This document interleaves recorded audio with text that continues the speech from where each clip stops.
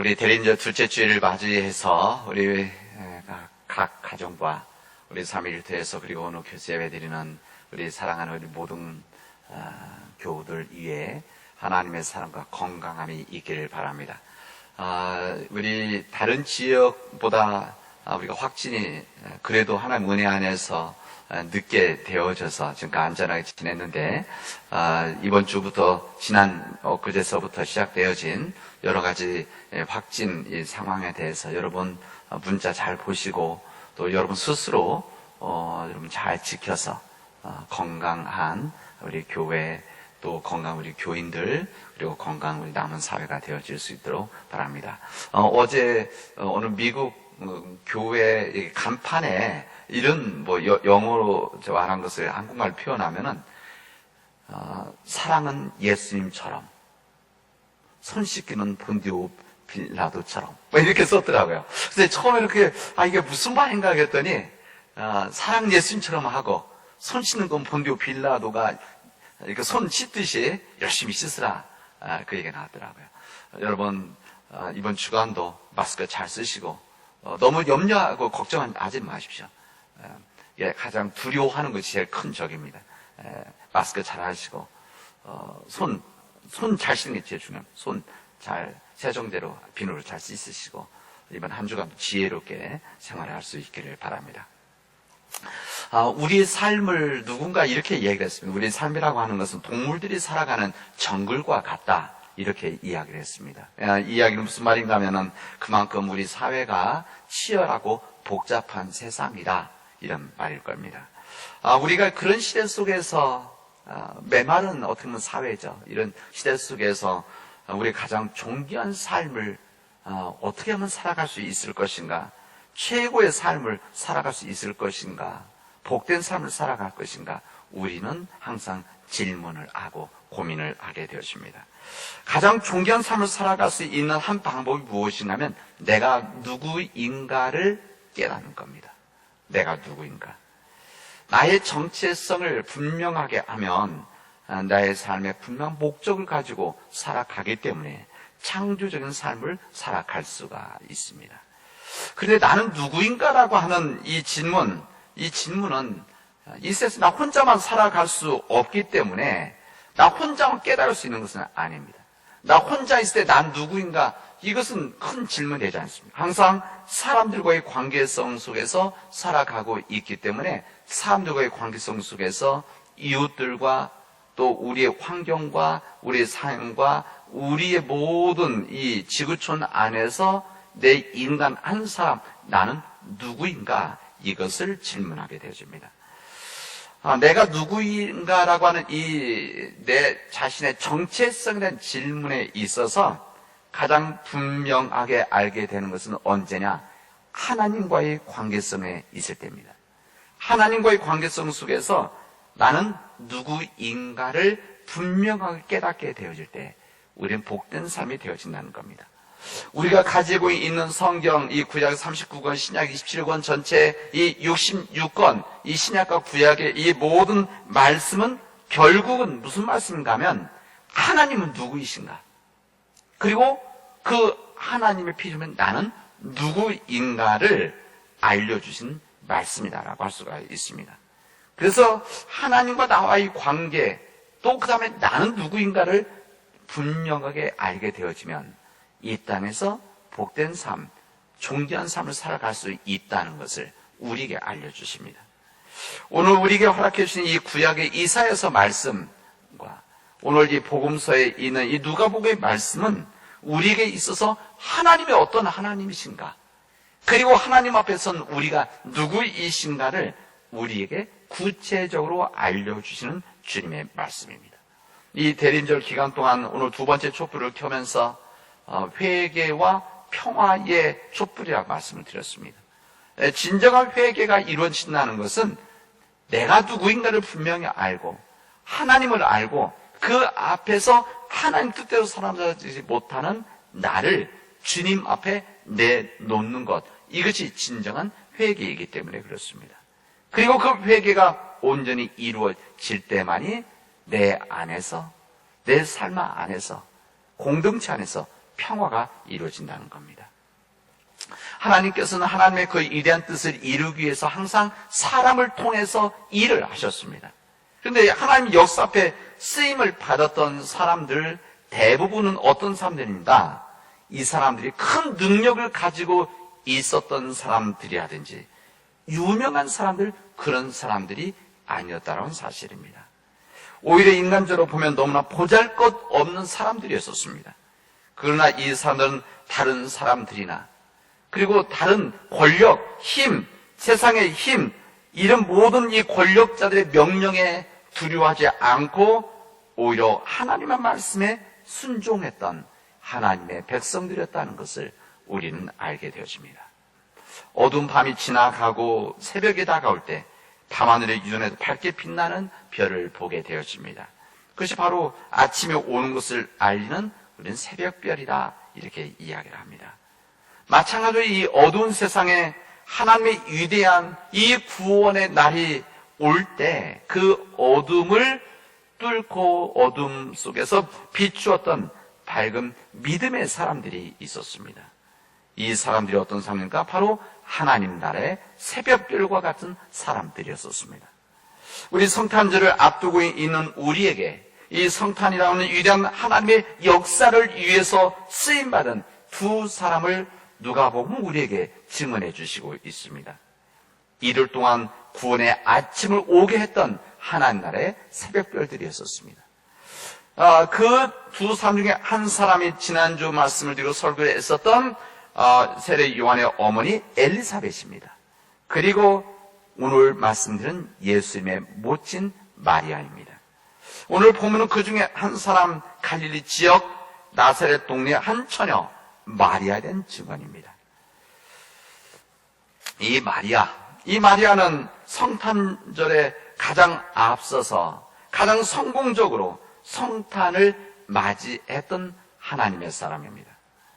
하늘에는 영광이고 땅에는 평화, 참으로 위대한 찬양을 드렸던 천군 천사들보다 먼저 성탄을 맞이했습니다.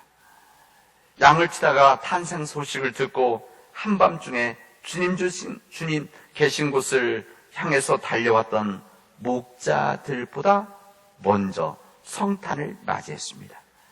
예물을 들고 산 넘고 물 건너서 경배하기 위해 찾아왔던 동방 박사들보다도 먼저 성탄을 맞이했던, 가장 먼저 예수님을 맞이했던 사람이 마리아였었습니다. 그런 유대식의 한 처녀입니다. 이 마리아는 어느 누구보다도 먼저 이 놀라운 성탄의 복음을 안고 오시는 그분 앞으로 나아갔던 고귀한 인물이었었습니다. 오늘 말씀에 보면 두 번이나 하나님의 은혜를 받은 사람이라고, 하나님의 은혜를 입은 사람이라고 성경은 우리들에게 알려주십니다. 이 마리아의 은혜는 자신이 찾아간 것이 아니라 하나님께서 먼저 허락하신 하나님의 은혜였었습니다. 성경에서 마리아 소개할 때 갈릴리 나사렛이라고 하는 동네에 살고 있는 처녀다, 이렇게 말합니다. 당시 나사렛은 조그맣고 인기도 없는 시골이었었습니다. 평판도 좋지 않은 그런 마을이었었습니다. 거기는 다른 이방 민족들이 같이 살고 있었고 가난한 사람들이 많이 모여 살았던 동네였었습니다. 우리 성경에 보면 나다나엘이 그의 친구에게 예수님의 전도를 받았을 때 어떤 이야기를 하는가 하면 나사렛 출신의 말을 듣고 이렇게 얘기합니다. 나사렛에서 무슨 선한 것이 나올 수가 있겠느냐, 이런 이야기를 합니다. 이게 무시하는 이야기 아닙니까? 그런 정도입니다. 인간적으로 볼 때 하나님의 아들을 이 세상에 보내시기 위해서 만약에 그 장소와 그 여인을 선택한다고 한다면 어디를 하나님이 선택하셨을까? 우리는 질문하게 되었습니다. 오늘 성경은 우리들에게 하나님께서 보내신 천사 가브리엘이 이 땅에 내려왔을 때, 하나님 천사가 가브리엘이 내려왔을 때 그 천사는 예루살렘도 그냥 지나고 또 화려하고 웅장한 헤롯 궁전을 그냥 지나가고 갈릴리 지방으로 갔다. 그리고 갈릴리 지방에서도 가장 천대받는 지역인 나사렛으로 내려가서 한 무명의 젊은 여인에게 찾아갔다는 것을 오늘 성경은 우리들에게 증언해 주십니다. 이것이 바로 하나님의 은혜 아닙니까? 성탄은 이런 은혜 가운데 시작되어지는 것입니다. 하나님의 기준은 세상과 기준과 다릅니다. 우리들이 생각할 때는 화려한 궁정과 뛰어난 여자, 아니면 로마 같은 화려한 높은 위치에서 그곳에 찾아가서 하나님의 아들을 맡기실 것 같은데 주님은 그러지 않으셨다, 그런 이야기입니다. 하나님의 기준은 인간의 기준과 다릅니다. 하나님이 귀하게 여기시는 것은 사람이 귀하게 여기는 것과 다르다는 것을 우리에게 알려주십니다. 내가 때로는 자랑하고 싶고 귀하게 여기는 것, 내 소유물, 내 지식, 내 명예, 내 모든 걸 가지고 있는 것, 하나님 앞에서 은혜를 받는데 이것이 그렇게 중요하지 않을 수도 있다, 그런 이야기입니다. 때로는 우리의 부족함이, 때로는 우리의 나약함이, 때로는 우리가 소유하지 못함이 오히려 하나님의 은혜를 받는 조건이 되어줄 수 있다는 것을 우리에게 알려주십니다.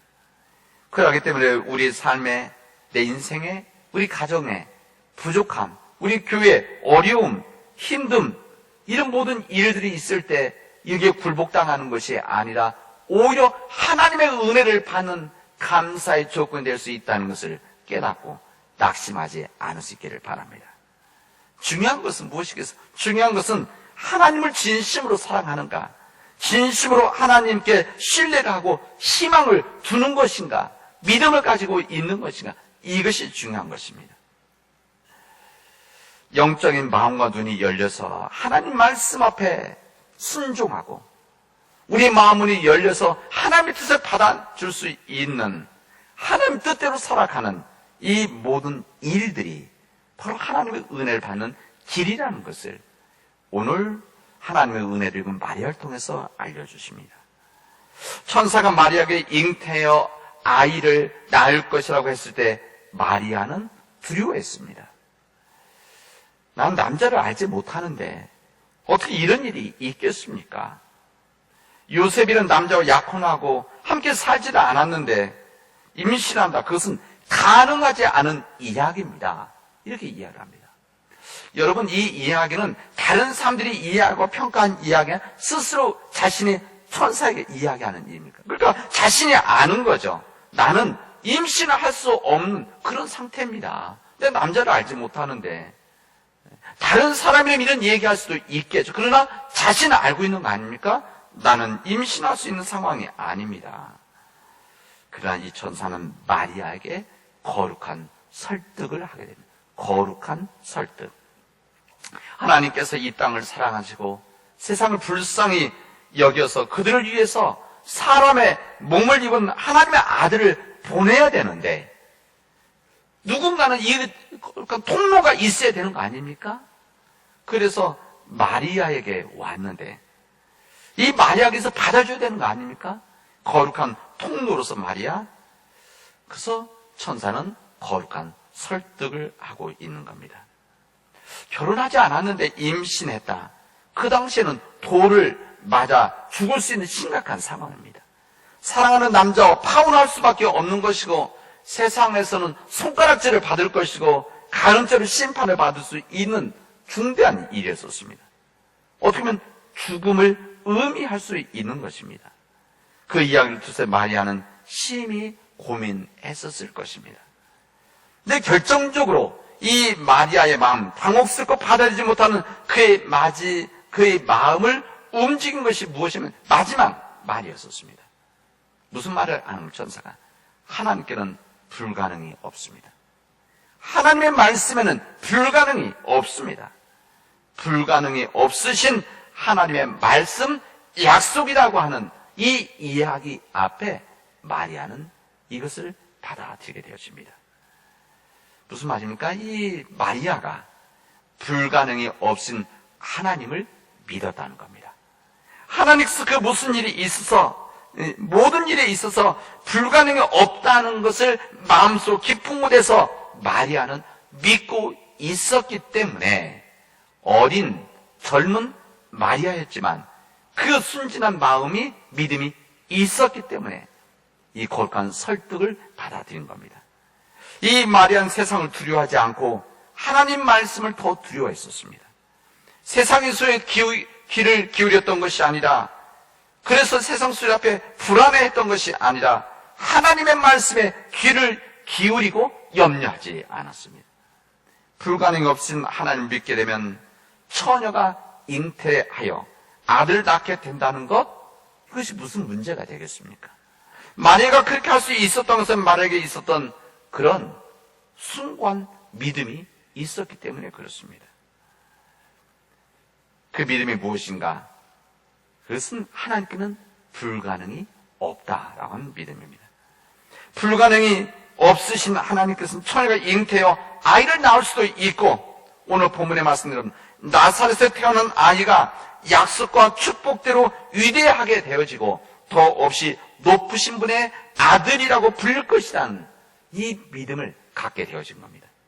불가능이 없으신 하나님, 이 믿음이면 이 모든 일들이 이루어질 수 있다는 그런 믿음이 있었습니다. 사랑하는 믿음의 가족 여러분, 이 주님을 믿는 사람들은 주님을 아는 데서 끝나는 것이 아니라 주님을 진정으로 믿는 사람들은 하나님은 불가능이 없으신 분이라는 것을 믿는 사람들입니다. 출애굽을 했던 이스라엘 백성들이 홍해 앞에서 어찌할 바를 모르고 있을 때 우리 주님은 모세를 통해서 홍해를 가르쳤습니다. 사람들은 이것을 기적이라고 하지만 믿는 사람들은 이것은 하나님의 불가능이 없으신 능력이다, 이렇게 고백을 하는 겁니다.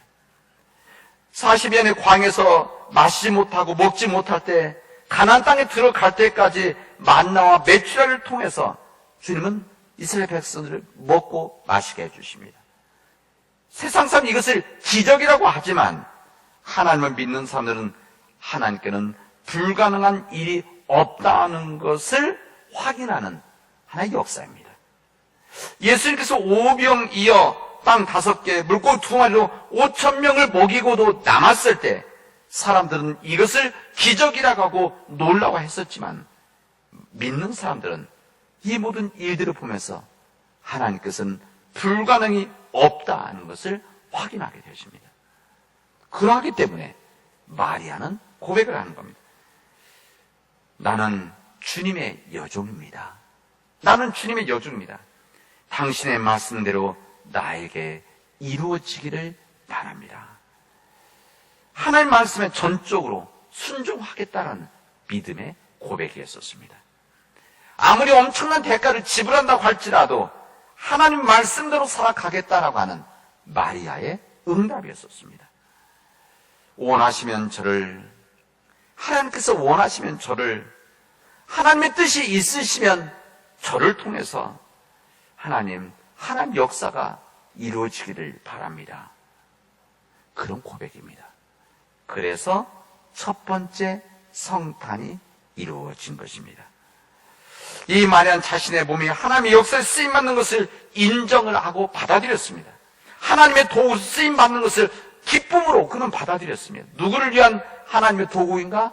바로 이 땅에 메시아로 오시는, 이 땅에 구원자로 오시는 예수 그리스도를 위한 하나님의 도구로 쓰임받는다는 것을 마리아는 받아들였던 것입니다. 하나님의 도구로 쓰임받는다는 것은 축복이라는 것을 마리아는 알고 있었습니다. 이 하나님의 일에 쓰임받는다는 것, 때로는 목숨까지 내놓을 만한 그런 상황이지만 불가능이 없으신 하나님, 불가능이 없으신 하나님의 말씀, 이 믿음 때문에 이 모든 일들은 오히려 하나님의 축복이다, 그리고 이 모든 일들이 하나님의 은혜다, 이것을 받아들여서 주님의 뜻을 순종하게 되는 겁니다. 우리 성탄절을 기다리고 우리 대림절기를 지내고 있는 우리 사는 우리 모든 교인들이 이번 성탄은 정말 감격스럽고 기쁜 성탄을 맞이했으면 좋겠습니다. 이스라엘, 척박한 이스라엘 땅, 팔레스타인 땅, 노마의 식지 속에서 절망 속에서 살아갔던 이스라엘 백성들에게 하나님은 불쌍히 여기셔서 은혜의 선물을 주셨던 것처럼 이번 2020년도 우리 이 땅에 여러 가지 코로나 바이러스와 경제적인 문제로 인해서 힘들어하고 있는, 그래서 마음 척박해진 우리들 가운데 우리 모든 교우들이 기쁜 성탄이 되어졌으면 좋겠습니다. 각 가정에 기쁜 일도 있었지만 힘든 일들, 어려운 일들, 마음 아픈 일들이 여러 가지 있었던 이런 상황 속에서 저는 우리 교우들이 이번 성탄에 정말 기쁜 성탄이, 감격스러운 성탄이 되어지면 좋겠습니다. 이번 성탄절이 진정한 우리에게 감격스러운 성탄절이 되기 위해서 필요한 하나님의 은혜입니다. 이 하나님의 은혜, 이 하나님의 은혜가 어디에서 시작되어지는가? 그것은 마리아가 우리가 보여주는 마리아의 믿음입니다. 무슨 믿음입니까? 하나님께는 불가능이 없다고 하는 것. 하나님의 말씀은 불가능이 없다고 하는 이 믿음에서 성탄의 하나님의 은혜는 시작되어지는 겁니다. 하나님의 말씀이 이 땅에 성육신에서 오신 분이 우리 예수 그리스도 아니십니까? 예수 그리스도의 이 땅에 오심으로 인해서 우리에게 큰 은혜가 되어지고 영광이 되어지는 이런 감격의 성탄이 우리에게 이루어지기를 바랍니다. 우리 하나님께는 불가능한 일이 없습니다. 하나님의 말씀에는 불가능한 것이 없습니다. 성탄이 주는 메시지는 무엇인가? 성탄을 통해서 우리에게 주신 하나님의 메시지는 하나님은 불가능이 없다라고 하는 것. 하나님 말씀 앞에는 불가능이 없다는 것을 전해주는 메시지가 바로 성탄의 우리 은혜라고 할 수가 있습니다. 불가능이 없는 하나님을 우리는 믿고 있기 때문에 이 어둠과 같은 이 세상에서도 때론 절망스럽고 때론 낙심하고 때론 어쩔 바를 모르고 있는 이 흔들린 상황 속에서도 담대하게 살아갈 수 있는 이유는 바로 불가능이 없으신 하나님의 은혜가 있다는 사실입니다. 불가능이 없으신 하나님은 나에게 이루어진 삶 가운데 역사하셔서 우리로 하여금 불가능한 일들을 이루게 하시는 믿음의 은혜가 있기를 바랍니다. 불가능이 없으신 하나님은 우리 가정 안에서 불가능하다고 주장했던 일들을 가능하게 하실 것입니다. 불가능이 없으신 하나님은 우리 교회로 하여금 불가능하다고 생각했던 이 모든 일들을 가능하게 하시고 세상 사람들이 불가능하다고 여겨지는 일들을 가능하게 만드는 역사를 우리 교회는 감당하게 되어질 것입니다. 주님께서 뜻이 세우신 우리 교회가 그런 주님의 은혜와 영광을 위해서 마리아와 같이 쓰임받기를 원합니다. 저는 우리 교회가 이 성탄을 맞이하면서 예수님을 받아들이겠다는 이 마리아처럼 우리에게 주는 하나님의 은혜, 불가능이 없은 그 하나님의 말씀을 그리고 우리가 감당하는 이 사역들을 담아낼 수 있는 그런 믿음의 교회가 되어지기를 바랍니다. 사랑하는 믿음의 교회 여러분, 불가능이 없으신 하나님을 믿으시길 바랍니다. 불가능이 없으신 하나님의 말씀을 믿기 바랍니다. 불가능이 없으신 하나님을 믿기에 은혜의 삶을 살아가는 우리 사랑하는 믿음의 백성들이 되어지를 주님의 이름으로 축원하겠습니다. 기도합시다. 은혜가 풍성하신 하나님 감사합니다. 불가능이 없으신 하나님, 불가능이 없으신 하나님의 말씀이 2000년 전 유대 땅에서 이루어졌던 것처럼 이 땅, 이 시대에 지금 여기에 그 하나님의 역사가 이루어지도록 인도하여 주시옵소서. 하나님 불가능 없으신 하나님을 통해서 주님의 일을 감당하게 하시고 불가능 없이 하나님의 말씀이 우리에게 임해서 우리에게 소망의 삶을 살아갈 수 있는 복된 우리들, 복된 대림절기가 되어지도록 축복하여 주시옵소서. 주님, 우리가 섬기고 있는 이 남은 땅에 하나님 불가능 없이 하나님의 은혜가 임하게 하시고 우리가 섬기고 있는 우리 선교지에 우리 선교사님들과 선교지에 하나님 불가능이 없으신 하나님의 은혜가 임하게 하여 주시옵소서. 이 모든 말씀을 예수님의 이름으로 기도합니다. 아멘.